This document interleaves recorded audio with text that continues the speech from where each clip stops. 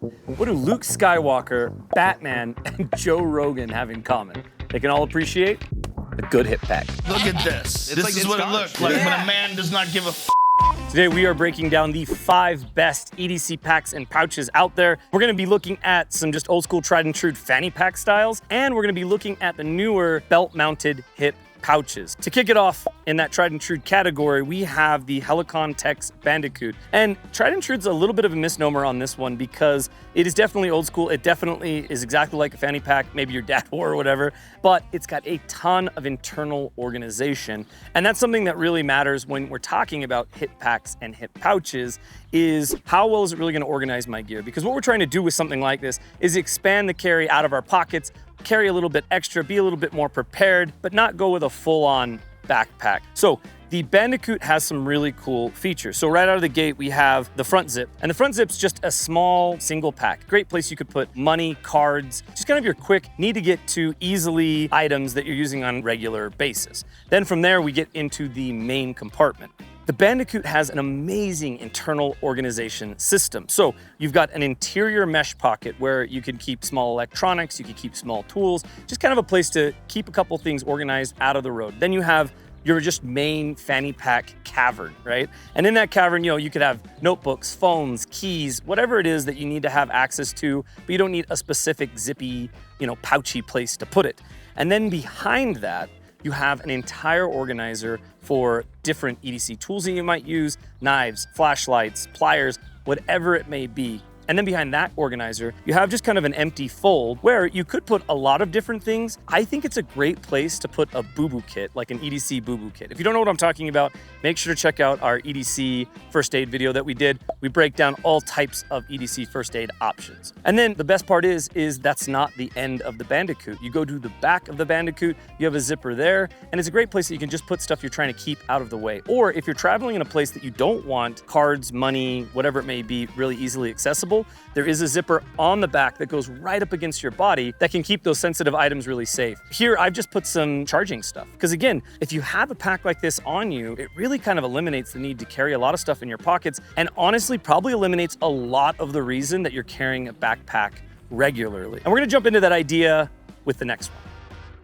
I find a lot of times that I choose to carry a backpack is because I just have a few more things that I would like to carry in a certain situation and I just don't want to shove them in my pockets. So I end up throwing a whole backpack on my back. And of course, that is super helpful and super useful, but not always desirable. A big portion of my EDC is designed around the idea to be able to be prepared and do what I need to do, but also to be able to help other people. So for example, if I'm going to like a motorcycle show or a vintage van event or whatever, I might carry a few extra tools on me in case somebody's broke down or needs a hand or something like that. And that's where something like this Tuff Possum Gear hip pouch comes in really handy because it's essentially just a pocket extender. It basically is giving you another pocket. It goes on your belt, it locks in, and it's always on you. And the great thing about it is it's not too crazy big, so it really allows you to just integrate it into your belt system so that it's not in the road. It's not gonna be in the road of your seatbelt, it's not gonna be in the road of moving in and out on your chest or on your hip like some fanny packs can, and it really just provides another pocket. As a result, the inside of the Tuff Possum unfortunately doesn't have much or any organization. So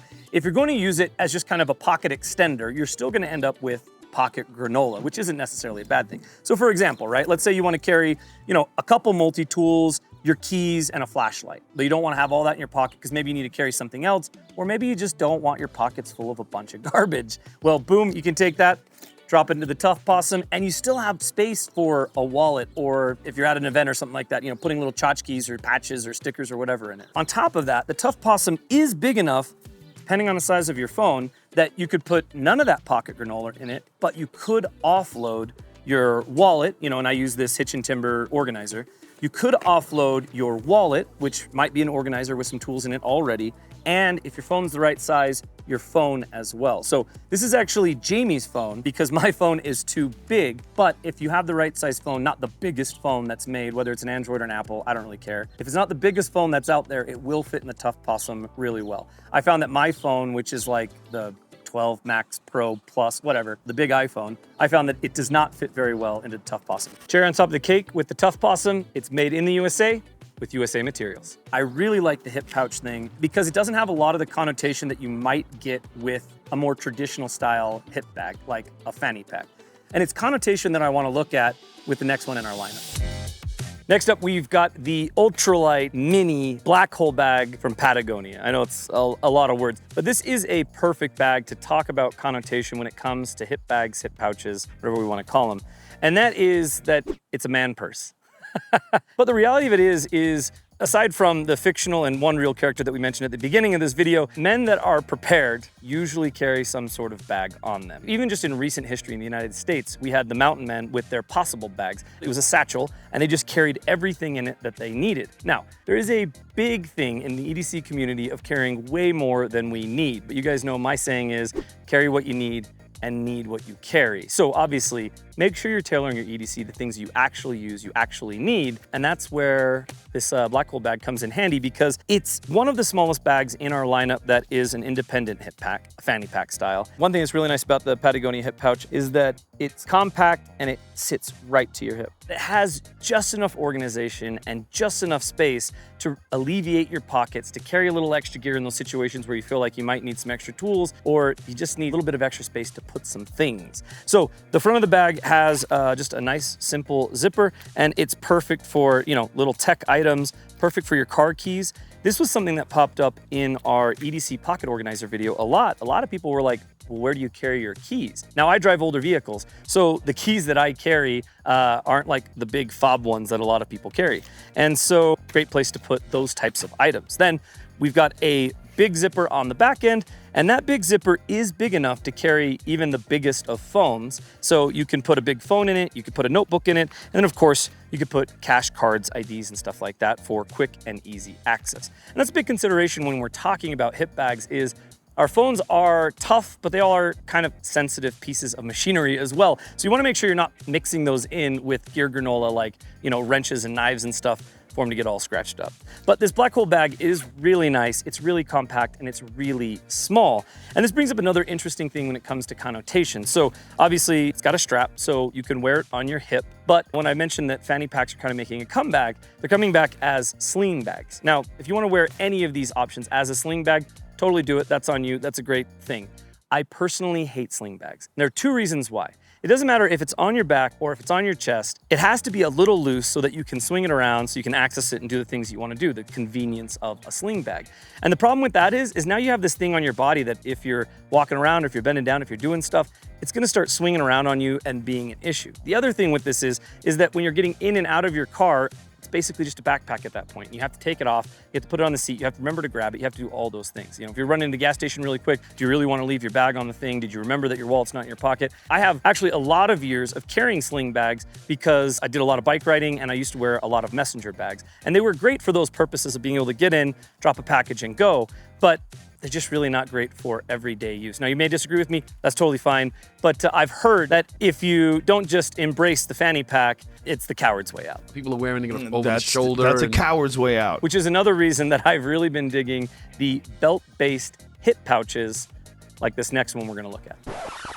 So as you guys know, we do these videos because you guys watch and enjoy them, and that means the world to us. And we also have sponsors on the channel. So this video is actually sponsored by CRKT Knives. And we're really choosy and picky about who we decide to work with and who we allow to be a sponsor on the channel. Because they have to give us the appropriate freedom to do whatever we want to do, and they have to give us the support that we need to be able to actually run the channel. So if it wasn't for CRKT, we couldn't have bought the time to make this video, and we also couldn't have bought all the packs that we were able to review and then bring you guys the 5 best ones. So thank you CRKT for the sponsorship on this.